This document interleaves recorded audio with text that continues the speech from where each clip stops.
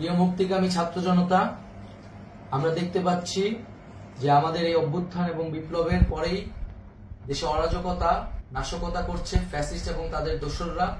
আমরা দেখতে পাচ্ছি যে বিভিন্ন জায়গায় এখন গোলাগুলি চলছে, মন্দিরে হামলা হচ্ছে এবং নাশকতা ও লুটপাট করছে। আমরা মনে করি আমাদের যে ছাত্র নাগরিকদের অভ্যুত্থান তাকে নস্যাৎ করার জন্যই পরিকল্পিতভাবে এই ধরনের ঘটনা ঘটানো হচ্ছে। আমরা মুক্তিকামী ছাত্র জনতাকে সজাগ এবং সতর্ক থাকতে আহ্বান জানাচ্ছি এবং আমাদের যে অন্তর্বর্তীকালীন সরকার, আমরা সেই সরকারের যে প্রস্তাবনা 24 ঘন্টার সময় নিয়েছিলাম, জরুরি পরিস্থিতি মোতাবেক আমরা এখনই তার একটি রূপরেখা ঘোষণা করছি।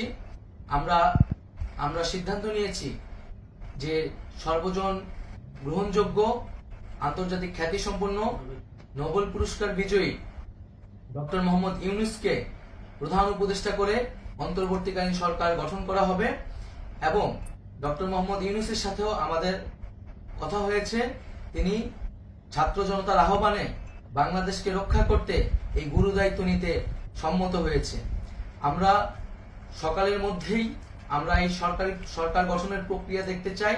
রাষ্ট্রপতির কাছে আহ্বান থাকবে যে দ্রুত সময়ের মধ্যে ডক্টর মোহাম্মদ ইউনূসকে প্রধান উপদেষ্টা করে অন্তর্বর্তীকালীন সরকার গঠন করা হোক এবং এই অন্তর্বর্তীকালীন সরকারের বাকি সদস্যদের নামও আমরা সকালের মধ্যে ঘোষণা করব।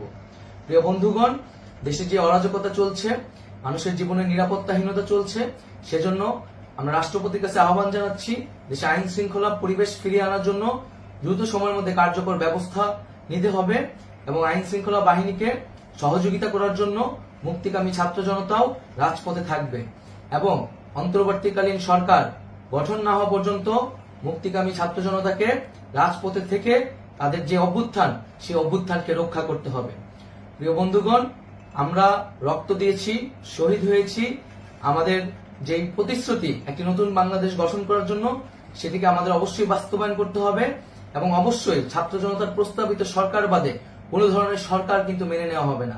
আমরা বলেছি কোন ধরনের সেনা শাসিত সরকার অথবা সেনা সমর্থিত সরকার অথবা এই ফ্যাসিস্টদের দোসরদের কোনো বিটিম সরকার কিন্তু আমরা মেনে নিব না। কোনো গণবিরোধী সরকারকে মেনে নেওয়া হবে না।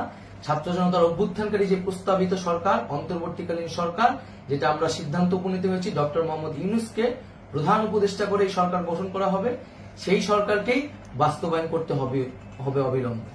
আগামীকাল সকাল থেকে সকলকে আহ্বান জানাচ্ছি রাজপথে থাকার জন্য এবং আমাদের যে সাম্প্রদায়িক সম্প্রীতি এবং রাষ্ট্রীয় সম্পদ রক্ষা কমিটির ঘোষণা হয়েছে বৈষম্যবিরোধী ছাত্র আন্দোলনের নেতৃত্বে, সকল পাড়ায় পাড়ায় এলাকায় এলাকায় সেই কমিটি পাহারায় থাকবে। আমাদের সংখ্যালঘু কমিউনিটিকে আমাদের রক্ষা করতে হবে, রাষ্ট্রীয় সম্পদ এবং এই দেশকে রক্ষা করতে হবে আমাদের।